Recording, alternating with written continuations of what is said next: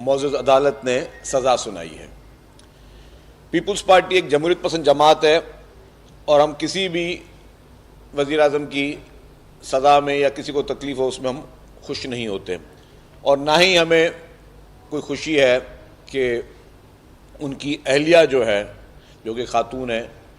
ان کو بھی سزا ہوئی ہے، لیکن چونکہ سزا یہ کسی سیاستدان نے نہیں سنائی، سزا یہ کسی پولیٹیکل پارٹی نے ان کو نہیں سنائی،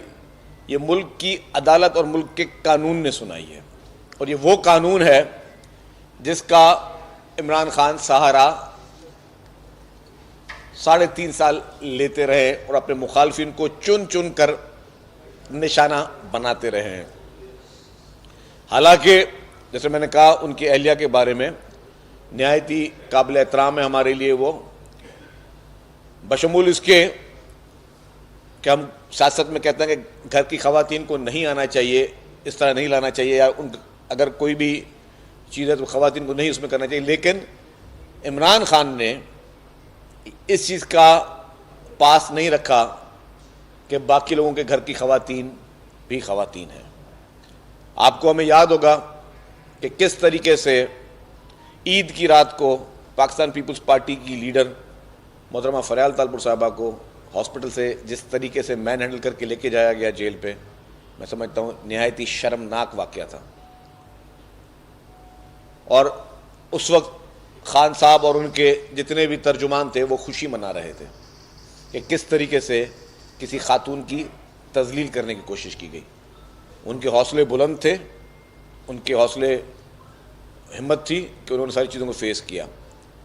لیکن آ جائیں اس کیس پہ کہ یہ کیس ہے کیا، مطلب ہمارے پاس ایک یہ چیز ہے کہ کسی پہ بھی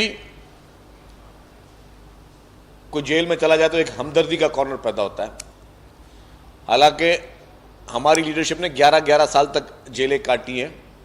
اس کو بھی 3-4 مہینے نہیں ہوئے اور لوگوں کو کوئی ہمدردی پیدا ہوئی ہے۔ ٹھیک ہے، ان کا اختیار ہے ہمدردی پیدا کریں، لیکن کیس کی نوعیت کیا تھی، کیس کے حقائق کیا ہیں؟ کیس کے حقائق یہ کہتے ہیں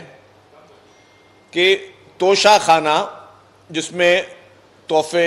مختلف سربراہان کو ملتے ہیں، وہ تحفے آپ جو ویلیویشن ڈکلیئر ہوتی ہے، اس ویلیویشن ڈکلیئر کرنے کے بعد اس کے آدھی قیمت نئے لاء کے حساب سے آدھی قیمت آپ نے بھر کر وہ آپ اپنے پاس رکھ سکتے ہیں۔ توشہ خانہ یہ نہیں ہے کہ کوئی بھی شخص چلا جائے توشہ خانہ میں جتنا بھی سامان ہے وہ ایک پرائز میں خرید لے اور پھر اس کو مارکیٹ میں بیچ دے، یہ تو اس کا مقصد توشہ خانہ کا نہیں ہے، کیونکہ یہ اہم سربراہان ممالک کے تحائف ہیں، اور یہ ایک تحفہ خاص طور پہ جس پہ ساری چیز ہوئی